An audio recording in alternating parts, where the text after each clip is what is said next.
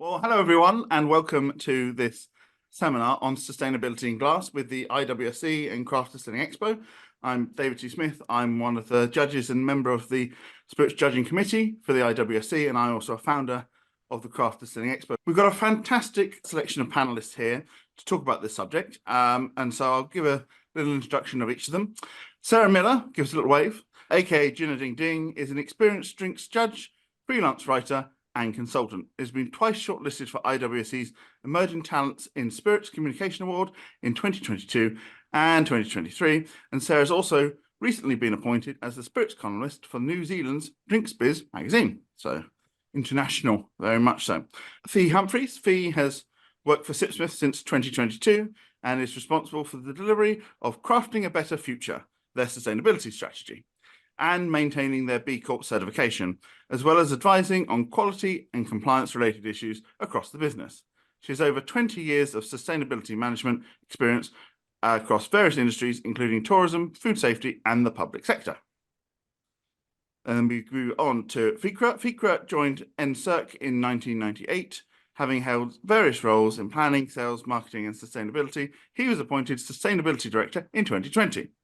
An alumni of the Timoni Institute, he holds an MBA from the Ulster Business School and a PG certificate in Sustainable Business from the University of Cambridge Institute for Sustainability and Leadership. He's a past winner of the George Dawson Award for Services to the Environment in Northern Ireland.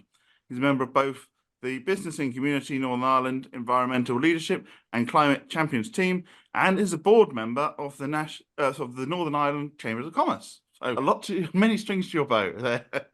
Andrew Porton is a main board director of the Lanchester Group, where he heads up their two in-house wine businesses, Lanchester Wines and the Wine Fusion. Lanchester has been a pioneer of sustainability since 2010 and has just won the IWSC 2023 Green Innovative Trophy. And finally, Russ Wakeham is the CEO and co-founder of Drifters Distillery in Devon.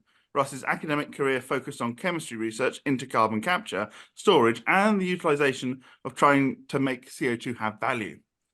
At the core of Two Drifters is the constant desire to improve, to strive for perfection in their rums, to constantly search out and implement new or improved sustainable technologies, and to inspire others to be more sustainable. With award-winning rums and a genuine carbon negative footprint, Two Drifters are showing the drinks industry that more can and must be done to avoid, reduce, and remove CO2. And you've been recognised for that quite recently by the IWSC, haven't you, Russ? We have, yes. Thank you very much.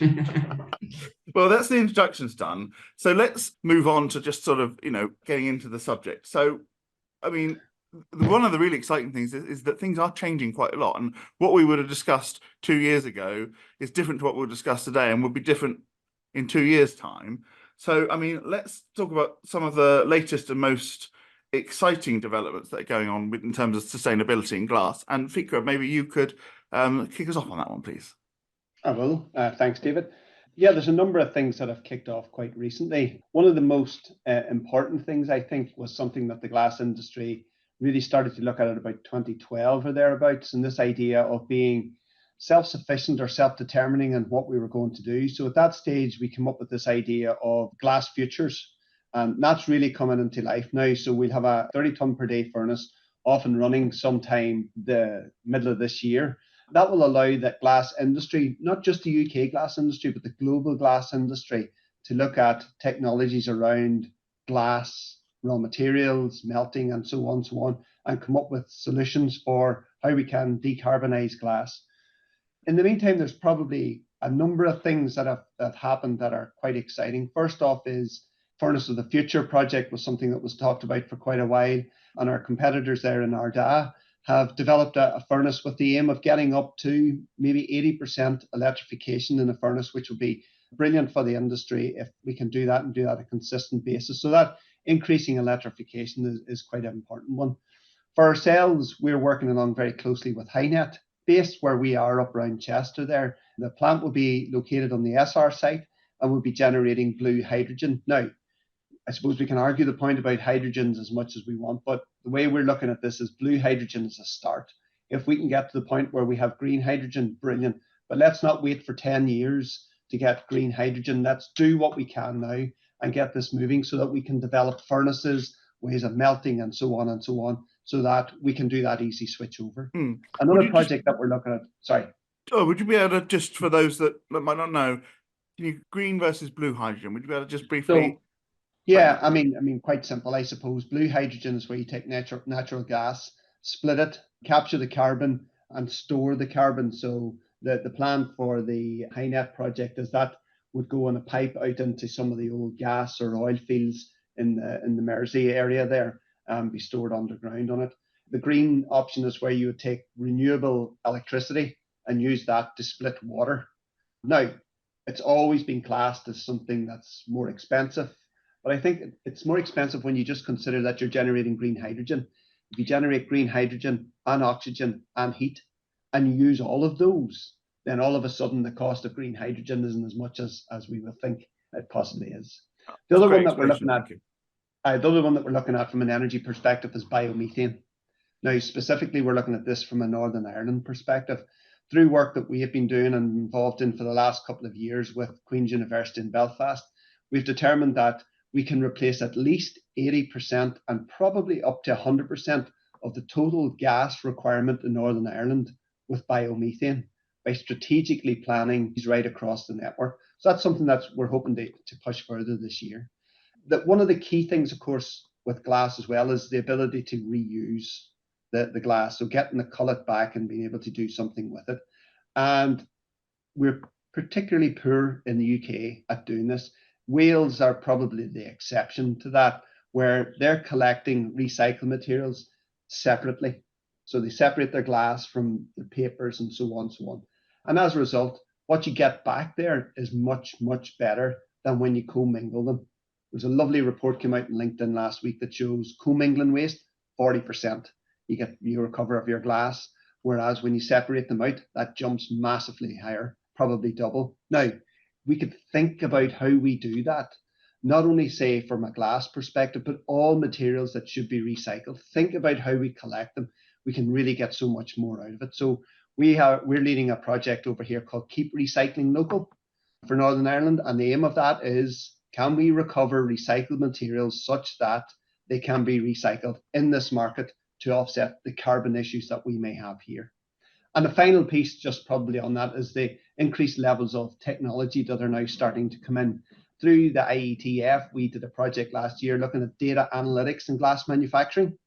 Now we're starting to get into the analysis of that and see how data, robotics, such like that, can really help change the dynamic for glass manufacturing. Excellent. Thank you very much. And you mentioned AD, which is anaerobic digestion. Anaerobic digestion, yeah. Sarah, any thoughts, anything that you've seen when you're keeping your eye out for what's going on?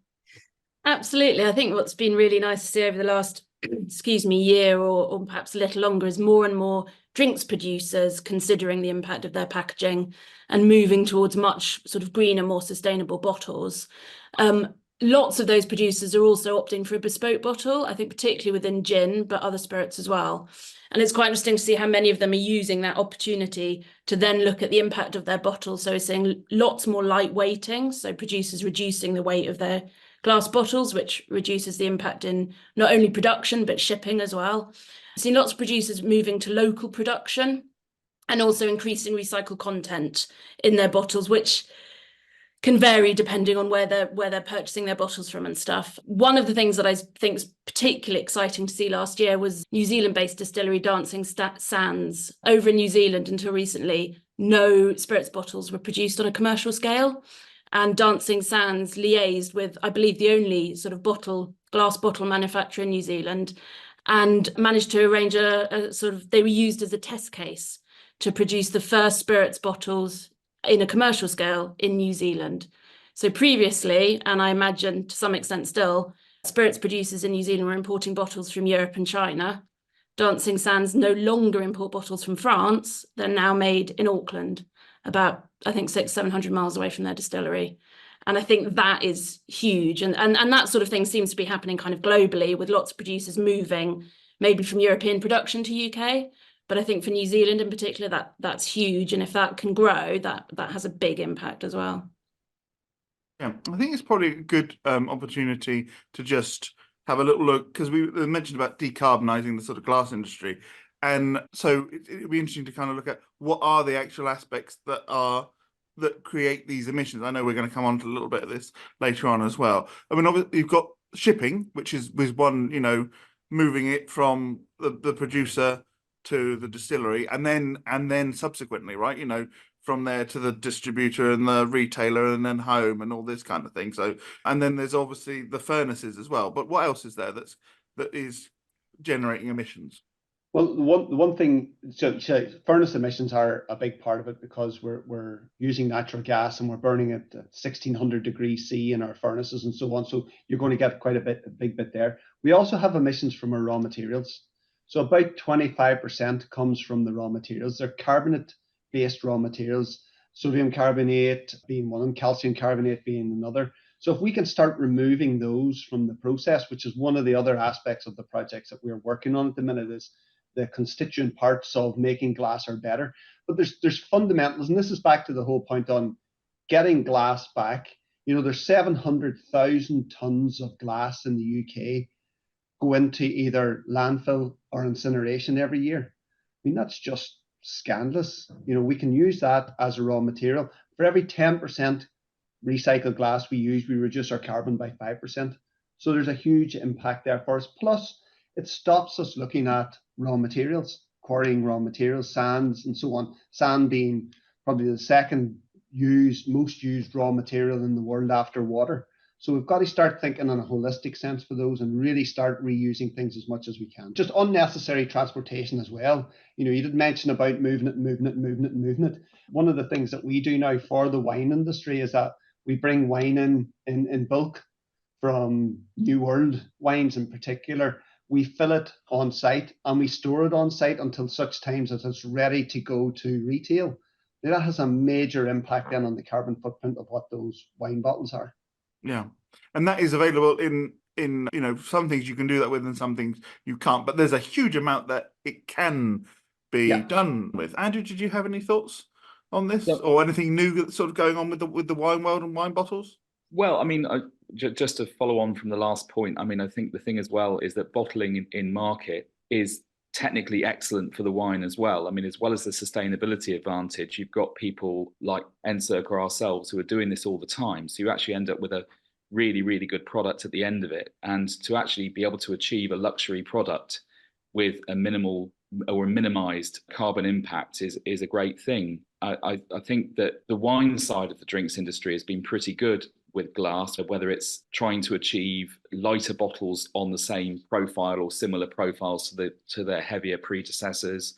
And I think that the wine industry has turned away from this obsession with heavy bottles that always, the idea that a very heavy bottle that you could club someone over the head with equals very high quality wine. I mean, I think that a lot of the world's greatest wines have always been in relatively lightweight glass. And if you contrast that to the spirits industry, where I appreciate that a lot of work is going into making bespoke shapes which are lighter, but still they are very heavy bottles and they're very, very expensive and fundamentally quite wasteful in a way, because what do you do with it when you've finished apart from pour someone else's gin into the bottle that you've had before and pretend it was the one that you bought for a lot of money before? But I mean, I think that the wine industry has realized that heavy glass doesn't necessarily mean premium and has been that way for quite a while.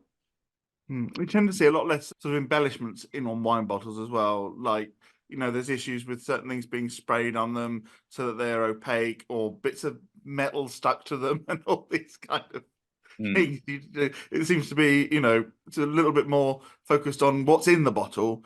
I'm not saying that obviously packaging and label and design is still an important part of selling wine, but it doesn't seem to be quite so off. I think when you're working within a cost structure which is quite tight, you've got to think on your toes. So a spirit, the actual spirit part of it is a relatively inexpensive thing. If you think about wine, which is produced it's very much dependent on a Mother Earth, and it's inherently expensive to produce. And we're in a market that's quite competitive.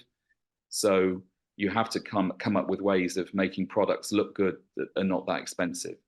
A little off piece here, but I'm really interested. There's something that you said about the fact that you're bottling sort of in the market that it's going to be sold can actually be a positive, not just from an environmental point of view, but actually from like the enjoyment of the wine. I wonder if you could just tell us a little bit more about that, because it was something that I wasn't aware of, and I think it's fascinating. When you move a body of wine in a bulk container, say halfway around the world, your core temperature fluctuation in the middle of that container is relatively small, even if the container goes through some pretty high temperature. But basically, it's if you were to take a container full of cased goods and move them through somewhere hot, you can end up with wine basically cooking in the bottle, because each one of these containers is a relatively small container. You move a 26,000 litre tank or a 24,000 litre flexi, and your temperature remains relatively consistent. So what you're effectively doing is that bit of the transportation is better for the wine. If you overlay that on top of that technical expertise in bottling, I mean, if you've got a bottling company, you have to be good, because you're handling someone else's precious thing. Whereas in the wine industry, there's a lot of bottling lines sitting around with a tarpaulin over it that comes out every few months or whatever. And actually, if you're doing it all the time, you're going to get better at it. So, and the other thing is that in market bottling of wine is in the UK, we've been doing it for years. I mean, the great wine merchants like Berry Brothers and Avery's were bottling wines in their cellars well over a century ago, and it's part of a sort of great romantic historic tradition, and I think we should embrace it as that. Lovely. Russ, any final sort of thoughts on this area? What's new and exciting? No, I mean, I guess everything's kind of been covered off as to how we think about glass bottles. I'd say the only thing from a Two Drifters perspective is that the lightweight aspect doesn't affect the premium feel. I feel quite strongly about that.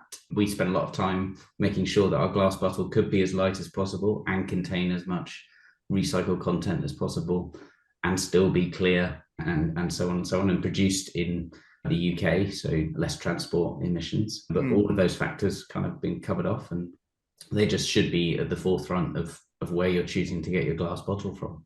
And it's kind of a decision that you make when you're starting, not, I mean, times change and things, but it's, it's something that you kind of go in early on thinking about rather than an afterthought. Yeah, and I guess the only bit I would say is that choosing glass is probably the bigger decision that has to be made at the moment, and thinking about why glass versus other materials. And that comes back to the circular aspect of it and why it's 100% recyclable. And yes, the collection needs to be better, but that circular part is a big reason why we believe in glass.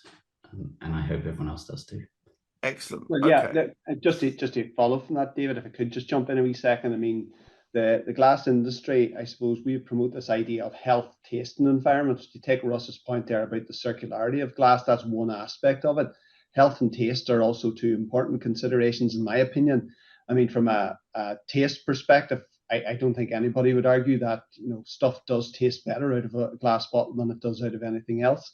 When it comes to a health perspective, there's a really interesting report put out last year, the Minteroo Monaco report, and it talked about this migration from packaging to product and product to packaging, and the effect that probably most other packaging materials have on the potential health risk then, where you don't get that from a glass perspective. So it's worth exploring that, I think, as well. So, but I like Russ's point there. You've got to take all these considerations from sustainability in a holistic perspective. Otherwise, you can put yourself down a road with no return. Something also exciting that's happened recently is that Sipsmith have unveiled their new bottle and their new sort of brand, and very much sustainability that's at the heart of that. And Fi's going to tell us a little bit more. Thank you very much, David. It's a pleasure to talk to you about our new bottle and why we chose the direction that we went in. It's now on the shelves, and you're gradually seeing it more and more in mainstream retail. We launched in October of last year. So what I'm going to do is tell you a little bit about why we made the decision to change our bottles. So as you know, back in the noughties, we lobbied for a change in the law, and in 2008 became the first copper pot distillery to open in London in nearly 200 years. Which opened the floodgates in many respects for craft gin distilleries to open across the UK in the following years. And since then, we've become a B Corp. We certified back in 2021, something we're very, very proud of. And after we certified as a B Corp, you know, we wanted to embody what being a B Corp, being a responsible business was. And it was one of our primary motivations for the redesign of our bottle. We also knew that by redesigning the bottle, we could reduce our carbon footprint, which again is very much within our sustainability ethos. So a lot of these things my colleagues have already touched on, and we were no different. You know, we thought about the weight of the bottle. It's quite a heavy bottle, our old bottle. Could we make it lighter?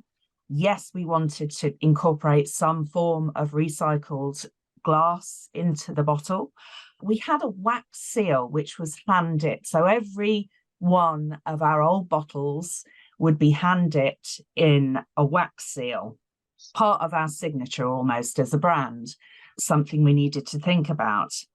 And also the bottle itself showcases the brand. You know, it's kind of very much about who we are and our ethos in kind of being proud of the craft of making gin and the quality of our product as well, and also how it handles in the hands of the consumer or indeed bartenders in bars. So this was the result. Our Crafted for a Better Future. Crafting for a Better Future is the title of our sustainability strategy. So very much in keeping with what we're trying to achieve within that strategy, we reduced the weight of the bottle by 20%. So it went from 750 grams to 600 grams. And that immediately meant we're using 217 tons less of glass a year.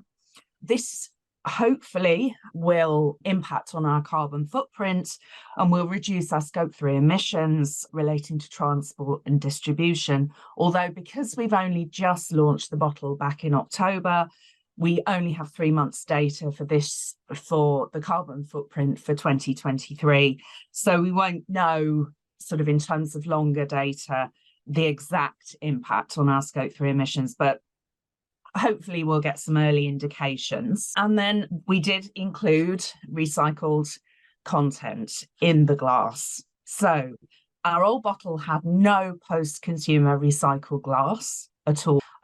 With the new bottle, we've gone from 0 to 44% recycled content, which is amazing. And our glass manufacturer, Veralia, provided a statement for us in compliance with ISO 14021 environmental labels and declarations, and they will do that every year to confirm the amount of recycled content. But 44% going from 0, we're quite proud of. Obviously, we'll be looking to improve that year on year.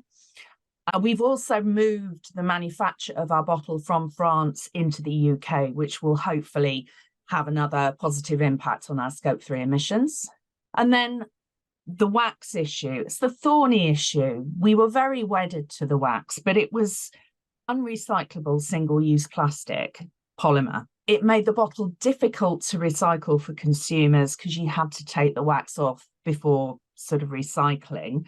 So we took the difficult decision to get rid of the wax and saved 7 tons of this unrecyclable single-use plastic, making the bottle easier to recycle. We've replaced it with an aluminium cap. And the jury's out in terms of the true recyclability of the cap at this particular point, because it's very much dependent on the local recycling infrastructure as to whether or not it can be recycled. But again, that's something that we will be looking at as we move forward. And then the bottle itself it's lighter, as I've said. So it has a more ergonomic design, so it makes pouring easier, which is apparently bartenders love it. Consumers we've talked to love it. So that's a good plus. We've done quite a lot of work in terms of rebranding. It was an opportunity for us to rebrand. And if you look closely at the label, you can see the Sipsmith story in the embossed tapestry, and that might be representative of the scroll that represents the license that we got back in 2008, all the way to a little moped in there that Sam Galsworthy, one of our founders, used to drive around London when he was selling the first bottles. And of course, we've got the Swan logo, which is the Sipsmith brand. The ripples on the top of the bottle represents the pond that the swan swims on. It's all about our commitment to our identity and craftsmanship and quality. And then finally, sustainability needs to have a business case always. And we estimate there will be some quite significant savings with regard to the new bottle year on year. And I think for us, that really demonstrates that sustainability isn't just good for the planet, but it's also good in terms of the commercial business case as well. That is brilliant, nice and succinct. So thank you for that. I think it's nice to have a sort of little case study just for people watching. Did any of the panel have any sort of thoughts or questions or anything for Fee on that particular thing? I just love that final comment about sustainability not being a cost. It's a challenge that's thrown out quite often, that sustainability cost. It doesn't, when you think, in my opinion, when you think about sustainability, about removing waste from your process, be that energy, materials, even people, and address those wastes then and unnecessary things, then I think sustainability doesn't cost. Sustainability is a brilliant business case. Yeah, brilliant. Well, thank you very much for sharing that with us. So we'll move on. We touched a little bit about things that the wine world are doing and what the spirits world might do as well. I mean, the issue of bottling, in the local market, if you're exporting your vodka or gin or whatever it might be, is definitely an interesting one. And I know some people are starting to look at that and think about that, or maybe actually making it in that market as well, which might have some various advantages in terms of customs and things like that, in terms of not having to deal with so much paperwork and that. But let's go, and I think it's really fantastic with this forum that we have people from wine and we have people from spirits, because I often feel we don't always talk as much as we might do. And, a lot of the stuff's quite similar, so there's probably some stuff to learn. Andrew, is there any other, I know we talked a little bit, but any other sort of thoughts that you've had where like, oh, we're doing this in wine, maybe this might work for spirits, and possibly vice versa? Maybe Russ can come in on that side as well.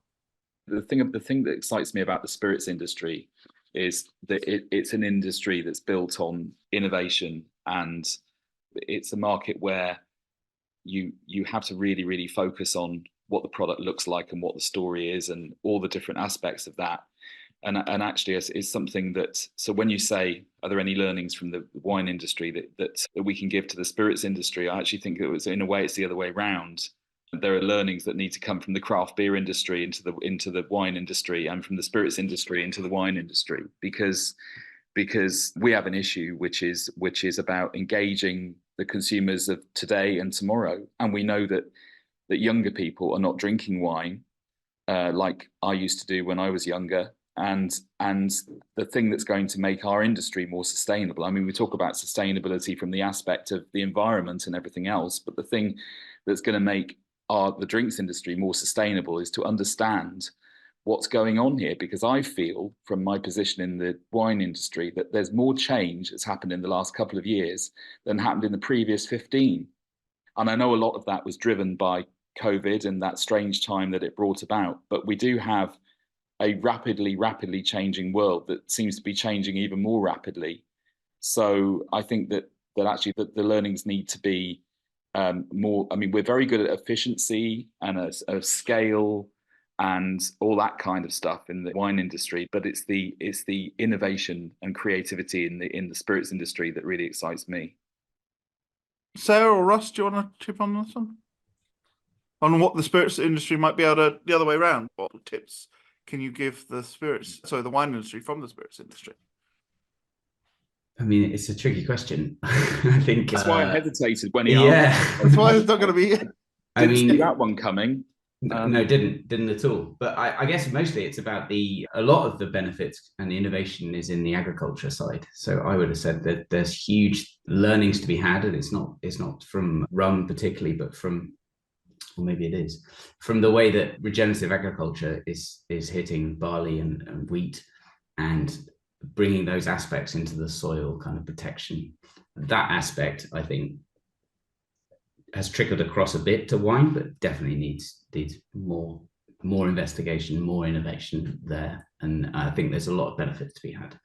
I think one of the big things that changed with spirits, particularly in the UK and particularly with gin, but with other spirits as well, is actually something that arguably Sipsmith was responsible for, which was not so much about like how is something made or what's in it, but it's where it's made. And I think that is definitely something that didn't exist before, this idea of, and the ability to go and visit the place. Now, of course, that's only going to work for wine that's made in the UK, but that's still, there's still some potential there. But that connection that I think, I don't know, Sarah, if you've got some thoughts on this, because it's your sort of area, but that connection that you get once someone's actually visited the site, a loyalty almost that Yeah, exists. But Sarah, I don't know. No, I think you're right. It's kind of accessibility, and I think you you build up some sort of brand loyalty. I think when you visit somewhere where something is produced, you understand it better, and I think a positive experience can really create it can make you sort of an ambassador almost for that product, because you tell other people, and I think that kind of growing sort of tourism in that respect of kind of visiting distilleries and place where things are made is really, really positive on both sides, actually, for producers and for consumers. And in gin, it has kind of gone crazy with gins in sort of almost every town. I mean, you can almost find any town with a distillery to visit these days. I think also for me, one of the things that excites me, the opportunity in wine, is that the flip side is you've not got the consistency that you have in spirits. Spirits, it's got to be the same every single year. There's this variation in wine. To me, that seems, I mean, people have tried to do vintage in spirits, haven't they? But it's not really worked in the same way. They've done like, oh, this was a vintage of, and we changed this botanical this year and it was a different one. But this idea of having, we sourced these botanicals and this was the vintage of it, doesn't really seem to have worked, which I'm sure there's a lot of spirits producers really wish that it would work a bit more, because then you've got that collectability and people want to buy it every year, so. But it's probably actually best worked in some of those crossover gins that use a grape product, like Paul Kellett's and Bloody Shiraz is actually probably a great example where that has worked really well. Yeah, that's a very good point. Fee, you were nodding along there. Did you have anything sort of to add, or?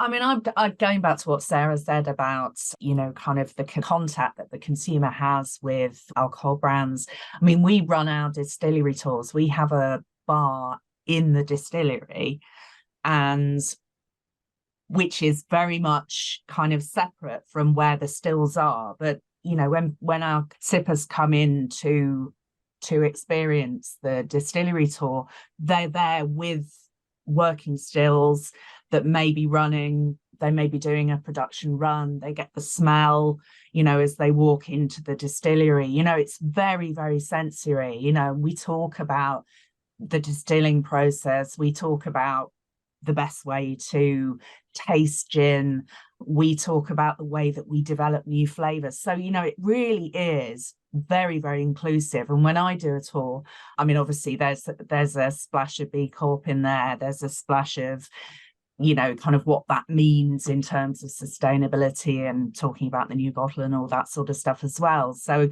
and the people that I've met through the tours are super engaged and passionate about, kind of the brand, and they come back, they bring their friends. So it's a really great way to kind of, communicate about the benefits of, kind of sustainability. And when you've got a new bottle made of recycled content glass, it's a really, really lovely way to tell the story, to enhance the story. Russ, any thoughts on that?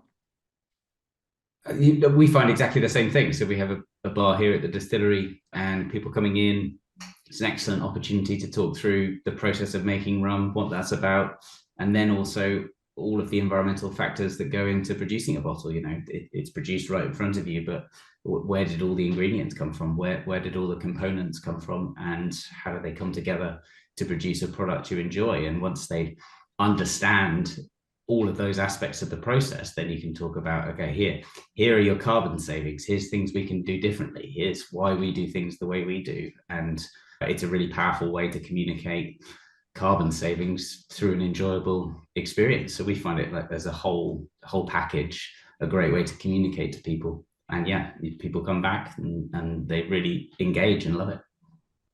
So speaking about carbon saving and that, and moving on to back to a slightly more technical aspect, which is this idea of accounting for the emissions in glass and packaging and things like that. Because we talked about what makes up some of that, but actually accounting for that, and I know, Russ, you and I have spoken about this before, but it's kind of open to anyone. What's easy to account for? What's not so easy to account for? It's a big question. What do you want to start? Well, on that one? I think there's certain things that we can account for in glass manufacturing. The bits that we are control of, the likes of scope 1 and 2. So scope 1 being the energy that we use, direct energy that we use, so likes of gas, fuel in our trucks and so on. Scope 2 then is purchased energy, so that's the likes of electricity. So those are relatively easy, let's say, to account for from a total perspective, because we know how much we use.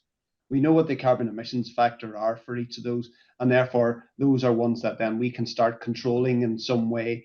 And one of the things that we try and work on is the best way to solve the carbon issues to not use that energy in the first place. So how do we improve the efficiency of our processes and so on, such that we're not using that energy? The difficult part, I suppose, is then what's classed as scope 3, which effectively is everything else that could be connected to it. And that's a really difficult one, and that requires quite a level of engagement with your supply base as to what they're doing. But I like to think of it in a simple way. All our scope 3 is somebody else's scope 1 and 2. So if we can start joining that partnership with our suppliers and say, okay, how can we help you develop your scope 1 and 2 measuring and so on? It's not going to be the absolutely holistic approach to it, but it's definitely going to give us so much better detail than we currently have. Now, that's something that we are only actually getting into to any great length. Now, we do report scope 3. Our scope 3 over the last number of years has been based on taking total purchases that we get from different suppliers and then using the standards that are through there to convert that into a carbon factor. What does that mean? That means that over the past couple of years, with the price of everything increasing, our scope 3 emissions have increased by 50%, despite we haven't done any more than we did beforehand. So that's driving us now to really look at working closely with our suppliers to understand what it is that they do, to understand how much they understand, to allow us to work with them, to help them develop their programs, whatever it is that they need to do, and to measure those programs. And really, I think, to set their own targets to then reduce their impact, because this is one I think that's really important, and I think it's one that escapes through there a little bit. As we go up and down the chain in terms of supply, you will eventually hit those big multinational companies, but the pressure is on them to do something, which then cascades down to us, which then cascades, and so on. So no matter how small you are as a business, you're going to be hit with these challenges. So if you can be out ahead of them and understand them and be doing something about them and controlling them, then I think that's a positive step. Thank you. Russ, as someone that's sort of the next step down on that sort of chain, as it were, any reaction, thoughts on that, please? So from our perspective as a business, the way that we approach it is to think of, if we didn't exist as a business, all of those emissions would not have been caused, even though they sit under someone else's scope 1 and 2. And that is a system that exists to prevent double counting. Then we still have caused them by being part of it and therefore take ownership of them. So when we look at our carbon footprint, we think cradle to grave and back to cradle again. So that full cycle, it's all about the full cycle of your product. Like, what are the impacts all the way through? Yes, it becomes extremely difficult as soon as you move out of your own energy use, because you can go and read an electricity meter. You can read how much water you've used. But you can't do that for other businesses. So you rely on asking them those fundamental questions and then giving you an honest answer. Where you can't get information, one option is, of course, the financial way of considering the impact. But there are other ways to look at a life cycle of other people's products, and I hope that the legislation will change soon, the EU are certainly bringing in a lot of new rules around it, that people will have to publish that information around their life cycle of their products. And once you get that, and you have all the pieces that sit underneath your business process, we start to bring a bigger picture and know the impact of what it is that we produce. So, any other thoughts from anyone else?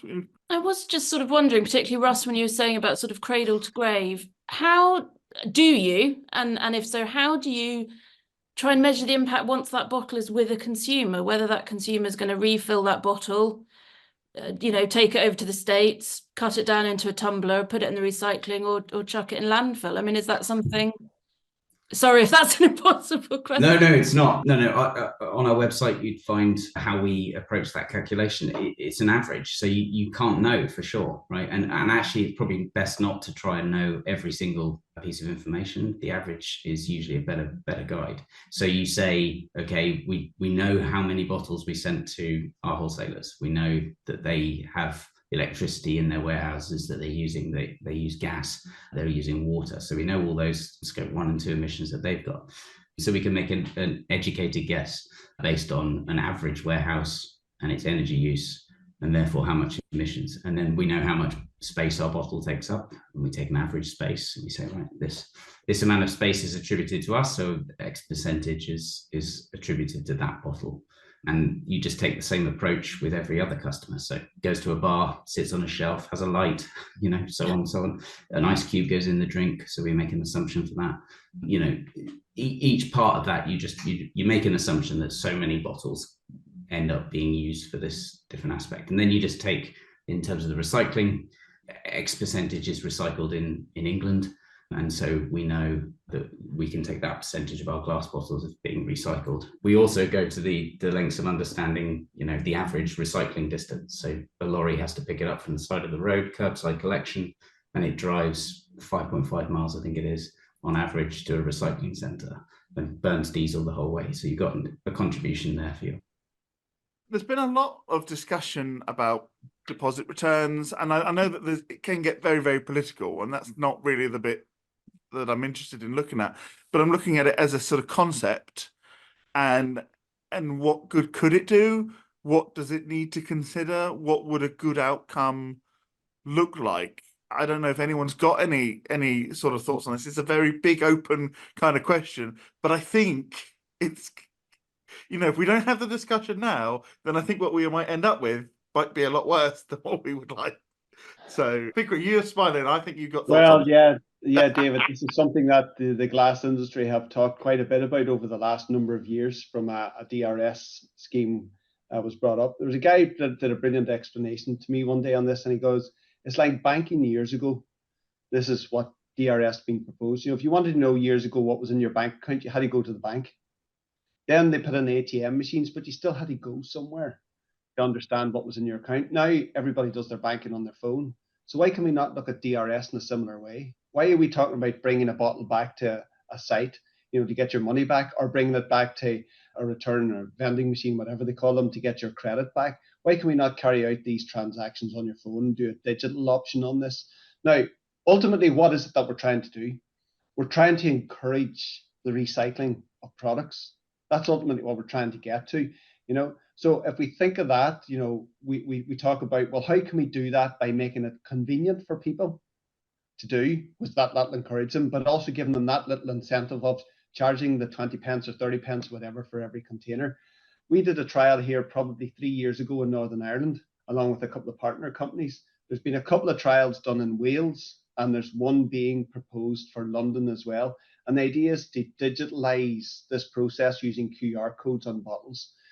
From a strict DRS perspective, we know from anecdotal information that we have across Europe that it's particularly poor for glass. The results are particularly poor. And there was a report done by, was it Veolia or Valpak, I think it was maybe, that showed that a better curbside system would be much, much better for glass than a DRS system will be. Bearing in mind that DRS system proposed excluded food containers. So all those jars and so on in clear glass, where would they ended up? We reduce a lot of the glass out of local council collection systems. Is it viable for councils to collect glass anymore. Probably not. Glass ends up in landfill as a result. The digital option, I think, is better. Scan the QR code, take this, put it on your system. Then when you're finished with your bottle, scan your QR code again using an app, scan the QR code on your recycling bin. The system puts it all together and says, yeah, that unique bottle is now being recycled. I can issue you back with your credit. When we think of this, particularly from the wine and spirits industry, there's a really important role this could play as well. Cross-selling, security of what the product is, knowledge about who is buying our products, where they're buying our products, and so on. How good are the consumers of our products at recycling? All that information could then be available, and that in itself could help improve the system even further. Some really good points there. Andrew, did you have any thoughts? Well, I was listening to that, and I was thinking this is a very constructive and helpful, good way of looking at it. And I know, when you brought up the said DRS, I could see the odds. We all sort of smirked slightly because the whole thing has been a bit of a nightmare, and we're not going to disappear down a political rabbit hole with it, tempting though it is. I mean, wouldn't we all love to see the impact of our products reduced, and wouldn't we all like to see as much glass get recycled as possible and everything to be great? We would all absolutely love it, but there's got to be an execution which is simple and amenable and that anyone can understand, and we're a long way away from that. And also I just feel at the end of the last few years that we've all had with COVID and then, in the wine industry, the duty escalator and all of that. I mean, I just think we need to properly consider and come up with something that's great before we go trying to launch it, because the amount of panic that it's caused and the amount of hours that have been spent thinking, how are we going to deal with this? How do we cost this in? What are we going to do? And then only for something to just be changed or canned or whatever at the last minute is energy that we should be spending on the good stuff. And that's my thoughts on it, really. But I think that the QR code idea and all of that is great. And, we've got to change, but I just don't feel that we've got to the point where we know how yet. Yep, some more good points there. I think having good government policy is not political. No. As we all want that, I'm sure. But V, I guess you must have looked at this though in part of your, in your role. And you're right, Andrew, like how much time ultimately has been wasted in looking at something that either isn't going to be implemented or is going to be different, and that it's uncertainty, which is never good for business. Fee. Yeah, absolutely. I mean, I love the digital QR code. The way that it's been described here makes complete sense. It connects all the actors, the consumer, the retailer, the producer. It connects them all to the point of the scheme, which is what is lacking, I think, in other proposals that I've seen, shall we say, without wishing to get too political. That connection's really, really important. It isn't just about money. Money's a hygiene issue. It's always a hygiene issue. If you've got that kind of like personal connection that a consumer, for example, they see the value, they're doing something that they're going to be recognized for. It's important. There has to be that human factor involved, and it has to be consistent, so that and simple, all the things that have been said. But one thing that really has to happen in the UK is one scheme with one set of rules, one set of policy, not 4 schemes, because that's a complete nightmare for business to try and navigate around, and it's expensive. Ultimately, it could just create, time, expense, confusion. One scheme, and learn from the likes of Canada and Norway and Finland and Europe, Germany, who have got schemes that are working. I mean, Denmark was like, I read somewhere they had a 98% return or something for their scheme. I mean, there's some good practice out there that, you know, don't reinvent the wheel, because other people are doing this really well already. Russ or Sarah, any thoughts on this? I just completely echo that. I mean, you know, we're not that big a country. One scheme that's simple for producers, simple for retail, simple for consumers is an absolute no-brainer. And, you know, yes, there's lots to iron out about what's included and excluded. I think probably I agree glass probably should be excluded. Curbside recycling should be better in this country. But yeah, at the end of the day, one scheme is what's needed.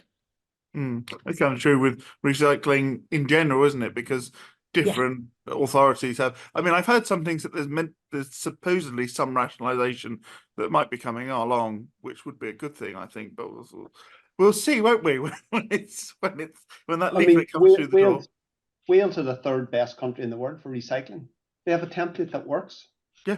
Why are we not using that? Yeah. Well, like you said, that's rolled out. I agree.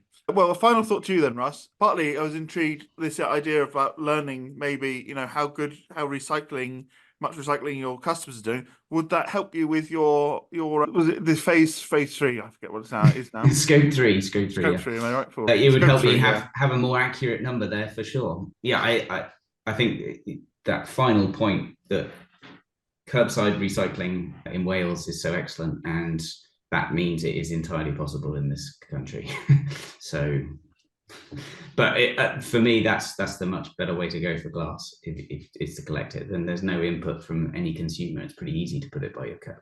That's the argument, and that, yeah, entirely true. Good. Well, it's been a very interesting discussion. Hopefully, you've learned as watching it has been as interesting as me having part of the discussion here. Go for some closing thoughts, though, which I think is good. If you'd like to start, please.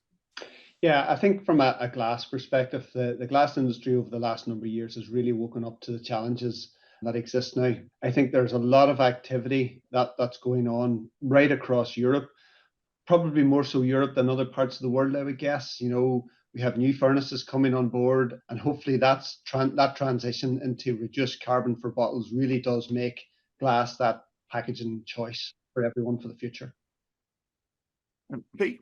I think it's been a very interesting discussion, and, you know, whilst we're dealing in a world that's in an existential crisis at the moment with climate change, etc., it's so heartening to hear the developments and within the industry, and the overwhelming commitment, you know, to doing things better and creating packaging that is much more sustainable. And, you know, it's becoming business as usual, which I think is wonderful. It's wonderful to see. You know, over the course of my own career, I've seen the ups and downs, and I've experienced the personal ups and downs and frustrations of, you know, things not moving fast enough, etc. And it's just nice to be reminded that progress is being made in an industry that I feel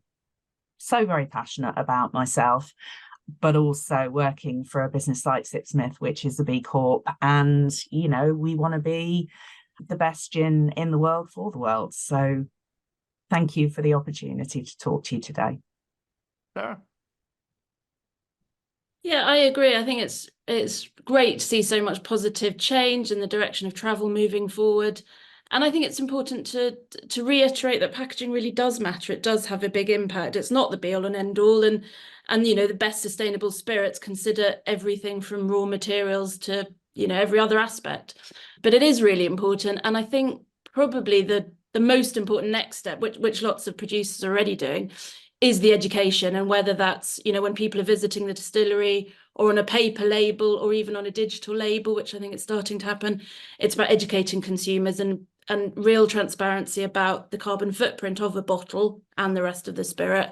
And things like, as I say, which I think is starting to happen with digital labelling, things like information on where you can recycle your bottle or you know, even suggestions how you might reuse it. So I think making sure that all that good work is understood by consumers is really important, as well as sort of the continued improvement.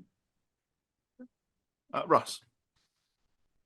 From a brand perspective, I think the most important thing about glass and sustainability is to really focus on how circular it is, right? It is a circular material, it is infinitely recyclable, and that just isn't true of any other packaging material that you can put spirits or wine in.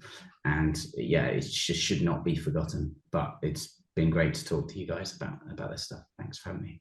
Okay, sure. And finally, Andrew. Yeah, I mean, I think the big thing is so much has happened in recent years. So many great green initiatives in the drinks industry have happened and continue to happen. You know, it's great. I feel good about what I do every day. I know that we're doing the best we possibly can to put the product into the market in the most sustainable way that we can.